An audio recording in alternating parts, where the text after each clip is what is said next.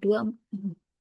Assalamualaikum warahmatullahi wabarakatuh. Perkenalkan, saya Tiara Afal Hamaira dengan NIM 240201010122, kelas MG402, Prodi Manajemen, mata kuliah Perekonomian Indonesia.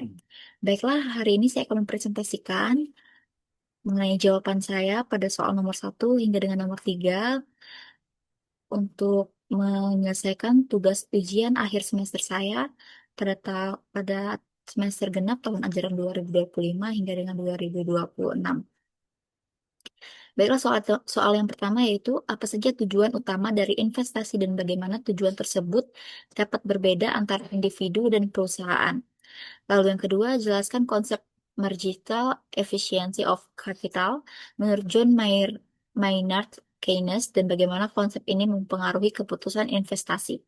Lalu soal yang nomor 3, yaitu sebutkan dan jelaskan 3 produk utama yang diperdagangkan di pasar modal. Berikan contoh nyata dari masing-masing produk tersebut.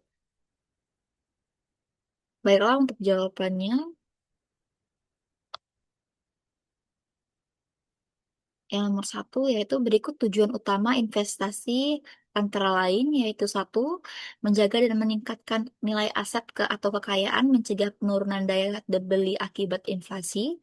Lalu yang kedua, memperoleh pendapatan pasif atau keuntungan, menerima hasil berupa dividen, bunga atau capital gain. Lalu yang ketiga, mencapai target finansial jangka panjang, mempersiapkan kebutuhan masa depan atau ekspansi usaha. Perbedaan tujuan antara individu dan perusahaan antara lain, yaitu individu fokus utamanya berupa kesejahteraan personal dan keuangan keluarga, dan tujuan spesifik yaitu dana pensiun, pendidikan anak, dan pembelian properti. Lalu perusahaan fokus utama memaksimalisasi nilai pemegang saham dan berkelanjutan bisnis. Dan untuk tujuan spesifiknya yaitu ekspansi pasar, akuisisi, teknologi, efisiensi operasional, dan diverifikasi di bisnis.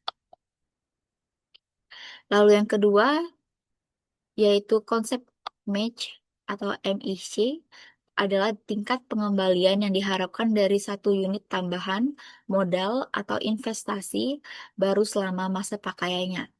Pengaruh terhadap keputusan investasi, Keynes menjelaskan bahwa keputusan investor untuk melakukan investasi modal bergantung pada perbandingan antara MAC dan tingkat suku bunga pasar. Jika MAC lebih dari suku bunga pasar, maka investasi layak dilakukan karena tingkat keuntungan yang diharapkan lebih besar daripada biaya modal atau suku bunga pinjaman.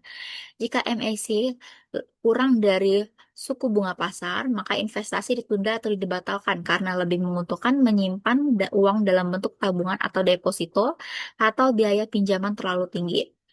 Lalu jika MAC sama dengan suku bunga pasar, maka kurva tingkat investasi berada pada titik keseimbangan. Lalu soal yang nomor 3, jawabannya yaitu yang pertama, saham.